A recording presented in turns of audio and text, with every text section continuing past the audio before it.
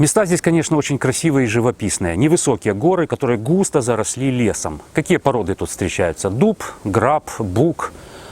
Но сегодня нас будут интересовать не дикая природа, а те насаждения, которые создаются человеком. То, что меня удивило здесь, в городах Германии.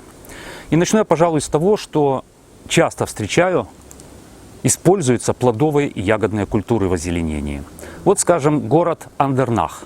Этот город известен тем, что это родина знаменитого американского писателя Чарльза Буковски. Вот небольшая площадь. На этой площади выставлены шпалеры, и вдоль этих шпалер высажены карликовая яблоня, вишня, малина и виноград. И смотрится, по-моему, очень даже живописно. Или вот, скажем, город Майнц. Небольшой участочек земли, недалеко от развалин древнего римского театра, засажен виноградником. Вот шпалеры тоже стоят и виноградник. Причем, явно этот виноград никем не используется там для еды или для изготовления напитков каких-то. Просто для украшения вот этого пустующего участочка небольшого. Почему виноград, спросите вы? Во-первых, эта культура, в общем-то, достаточно неприхотливая. Но самое главное, что город Майнц считается столицей виноделия всей Германии. Кто-то скептически скажет, какое там в Германии виноделие? То ли дело Испания, Италия, Франция. Вы будете неправы. Именно в Германии делают, выращивают самый лучший в мире рислинг. Его здесь очень много в продаже, от 4 евро и выше. Вино действительно очень-очень вкусное. Кстати, про вино. Довелось мне пообщаться с человеком, который владеет своим виноградником, делает очень хорошее вино, причем вино био. Здесь вообще в Германии в магазинах очень часто можно встретить биопродукты, так называемые. И вот я его спросил, вот как вы выращиваете биовиноград без применения пестицидов? Насколько я знаю, это невозможно. Обрабатывать его надо постоянно и от болезней, и от вредителей. Он сказал, 2 важных вещи нужно соблюдать. Первое. Выращивать современные сорта и современные формы винограда, устойчивые к заболеваниям. И к вредителям, наверное. И второе. Обязательно свой виноградник, вот этот био, нужно держать изолированно от других виноградников, чтобы ни в коем случае болезни оттуда, где за ним, может быть, не так ухаживают правильно, не переселились на ваш виноградник. Вот 2 фактора. Проверить я их не могу, к сожалению, для этого надо на винограднике жить. Но раз сертификат био у него есть, значит, скорее всего, вот эти принципы неиспользования химии он соблюдает. Или вот пример интересный. Целая аллея деревьев, красивых деревьев. Честно говоря, думал, липа издалека смотрел. Оказалось, совсем не липа. 1 число сентября. Что мы видим внизу? Вот что мы видим. Это лещина, лесной орех. Очень интересный вариант для озеленения в городе. Каково это жить на окраине Римской империи? Вот мне, представьте себе, довелось это дважды. Сначала это был Херсонес, а теперь вот эта долина реки Рейн. И именно вот здесь, вот в этом месте, проходила Великая Римская стена, которая отделяла Римскую империю от племен, диких племен, которых они называли германские племена. Германцы. Это название, собственно говоря, придумали сами римляне. Великая Римская стена. Это название, конечно, звучит гордо. На самом деле это просто чистокол из бревен. Тут частичка его восстановлена, небольшой кусочек стоит в виде памятника такого. И, естественно, вдоль этой стены стояли смотровые дозорные башни, чтобы контролировать передвижение вот этих самых племен. Вот у меня за спиной башня, это не римская башня, конечно. Она к Риму никакого отношения не имеет. Это более молодая башня, построенная в начале 20 века. Называется она башня Бисмарка. Причем тут Бисмарк? Дело в том, что я стою сейчас на таком интересном месте. Это гора, а под горой расположен маленький городок Бадемс. Он, правда, не на Рейне, он на реке Лан расположен. Но, тем не менее, место историческое для Германии. Дело в том, что здесь, как раз в Бадемсе, произошла встреча кайзера Вильгельма с посланником французским. Между ними были довольно сложные отношения, терки, скажем так, дипломатические. И, в принципе, эта встреча достаточно спокойно и хорошо закончилась, с благоприятным исходом, но вмешался Бисмарк. Он был настроен воинственно, и как раз после этого и началась вот эта самая франко-прусская война, если я не ошибаюсь, в 1870 году это произошло. И вот до сих пор современные остолопы никак не могут понять, что любые попытки восстановить империю, они, в общем-то, обречены на крах. Ничего у них из этого не получится. Кстати сказать, россияне тоже оставили свой мерзкий след в этом маленьком городке Бадемс. Но я не буду сегодня об этом. Я думаю, нам пора уже спускаться с гор на землю и продолжать наш рассказ про растения. Ну а спускаться вниз мы будем не ножками, а на фуникулере. Очень удобный и быстрый транспорт. Спускаться будем вот туда, на набережную реки Лан. Кстати, обратите внимание, Рейн сейчас этим летом очень сильно обмелел.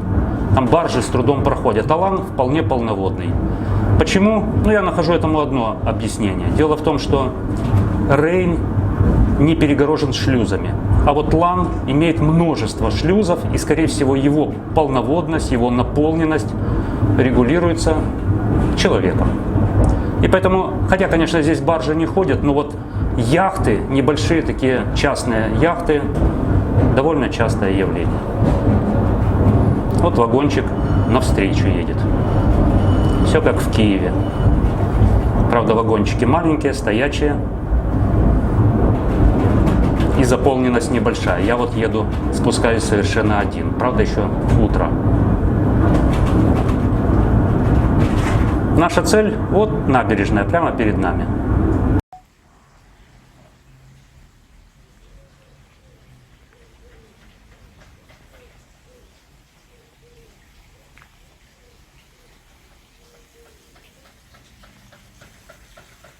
В Германии очень любят стриженные живые изгороди. Я вам их когда-то уже показывал, когда снимал видео, чем заменить самшит. Показывал, это лавровишня. Но сегодня я хочу больше обратить внимание на аллеи. Вот это аллея из платанов. Посмотрите, как они интересно сформованы. Когда я сюда приехал весной, это были короткие толстые стволы и короткие толстые ветки, совершенно голые. Потом уже из них начали вырастать тонкие веточки. Они обрезают их очень жестко и очень сильно, формируя вот такие вот корявые, толстые, красивые силуэты. Единственное, что мне не понравилось, отрастать эти веточки начинают достаточно поздно. Вот, скажем, в Крыму, где платана после войны высажено было много, его формируют в виде большого свободно растущего дерева. И тень от него появляется достаточно рано. Здесь же фактически в июне уже солнце припекало достаточно сильно, а веточки только начинали отрастать. И вот эта аллея была, в общем, хорошо прогреваема солнцем. Примерно к середине лета только эти платаны, вот эти ветки сомкнулись, и здесь такая комфортная, очень хорошая тень. Я надеюсь, застану тот период, когда их обрезают. Я думаю, это делают зимой. Если получится, сниму об этом видео и покажу. А как вам такие платаны? Короткие, толстые. Это, между прочим, набережная имени Чарльза Буковски в его родном городе Андернах. А это Рейн, очень сильно обмелевший в этом году. Кстати сказать, в этой аллее, помимо платанов, высажены каштаны. И обратите внимание, эти каштаны точно такие же больные, как и у нас в Украине. Поэтому вот этот миф о том, что здесь садоводство находится на более высоком уровне, ну, в принципе, я с ним во многом не согласен. Каштаны болеют. Но самое интересное, что я здесь обнаружил, то, за что мы критикуем наших озеленителей, здесь точно так же активно используют однолетники. Вот мы все время говорим, зачем высаживать петунии, каждый год вбухивать огромное количество денег в это, а они однолетние. Здесь идут на это, здесь высаживают в большом количестве однолетние культуры, но, правда, уход за ними, конечно, гораздо лучше. Я вижу постоянно человека, который ковыряется в них, обрывает отцветшие, увядшие цветочки, подливает что-то, подсыпает, скорее всего, удобряет. И, в принципе, вот эти однолетние культуры выглядят довольно неплохо. Хотя, на мой взгляд, это, в общем-то, не очень красиво. Я уже упомянул о том, что в Германии, да и вообще во всей Европе, невиданная в этом году жара и засуха. Ну, как говорят, местные давно такого не помнят, ну а если верить новостям, то около 500 лет не было такой засухи. И поэтому растениям, конечно, здесь в Германии помогают. Их поливают регулярно, ну, я имею в виду однолетние какие-то цветочки, кустарники, но помогают и деревьям. Вот давайте сейчас вернемся в начало нашего ролика и вспомним вот тот виноградник, который высажен в городе Майнц. Обратите внимание, под некоторыми кустиками стоит что-то белое. Это белые канистры, большие, литров на 20. Они наполнены водой и перевернуты пробкой вниз. Пробка чуть-чуть откручена. Настолько чуть-чуть, что водичка еле-еле там просачивается, но при этом она увлажняет землю. Она увлажняет не старый виноград, который там есть. Там подсажены, по-моему, штуки 3 или 4 молодых саженца, которым нужна поддержка. И вот просто элементарно, мы, кстати, этот способ можем использовать у себя в садах и у себя на дачах, ставить канистры такие, чтобы этот Ну, фактически такой капельный полив происходил. Но помогает еще и вот таким способом. Вот это я впервые увидел здесь, в Германии. Это такой своеобразный мешок. Его оборачивают вокруг ствола. Он на молнии, видите? Молния застегивается, расстегивается. И в этот мешок закачивается вода. Они их разных размеров делают. И 80 литров есть, и 50, ну, в зависимости от потребностей. Может, даже и больше, и меньше есть. Надо каталоги изучать. И вот наливают в него воду, и эта вода потихонечку, очень-очень потихонечку просачивается туда вниз и попадает в землю. Честно сказать, искал там дырки, никаких специальных отверстий нет. Видимо, через швы она попадает в эту землю. Но, тем не менее, медленно и постепенно она туда проходит. Дерево подпитывается влагой. Но, на мой взгляд, метод, честно говоря, не очень правильный. Почему? Ну, во-первых, вы поливаете фактически только поверхностный слой и формируете тем самым у растения поверхностную корневую систему. Ну, в принципе, то же самое, что происходит при неправильно устроенном капельном поливе. Естественно, такое растение, у которого поверхностная корневая система, будет более зависимо от поливов и менее устойчиво перед морозами. Второй момент. Вода попадает вот только сюда. По идее, всасывающие корешки ведь у растения находятся на периферии корневой системы. Ну, то есть от данного дерева где-то на расстоянии 2 метров.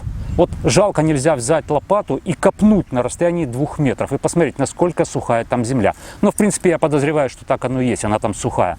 Вот здесь, где поливается травка под растением, зеленая, а вот здесь она желтая, выгоревшая фактически. То есть влага вот туда, к всасывающим корешкам, не попадает. Ну и третий, очень, на мой взгляд, важный момент. Поливая вот здесь, возле так называемой корневой шейки, внизу ствола, мы создаем очень неблагоприятные условия для этой самой корневой шейки и для коры дерева. Потому что там постоянно влажно, а вот этот мешок фактически герметично закрывает, перекрывает доступ воздуха, перекрывает доступ света. В принципе, корневая шейка может начать загнивать, портиться, ну и растение будет себя плохо чувствовать. Я подозреваю, что вот этот метод очень хорош для свежевысаженных, только что высаженных саженцев, которым действительно нужна помощь. Помощь, которая не потребует никаких особых затрат. Налил воду, и можно несколько дней спокойно знать, что растение эту влагу получает. Вот такой интересный метод, но не знаю, насколько он эффективный, повторюсь. Ну вот, наверное, пора на сегодня заканчивать. Почему такой формат я выбрал сегодня? Я рассказал не только о растениях, а о чем-то еще. Я недавно провел опрос, и выяснилось, что ровно половина моих зрителей смотрит именно ради того, чтобы узнать что-то про садоводство, а половине зрителей интересна и в том числе моя жизнь и вообще что-то вокруг садоводства. Поэтому я, наверное, иногда буду снимать такие видео, вставлять какие-то моменты, ну, может быть, связанные с садоводством, но не настолько напрямую. Всего доброго!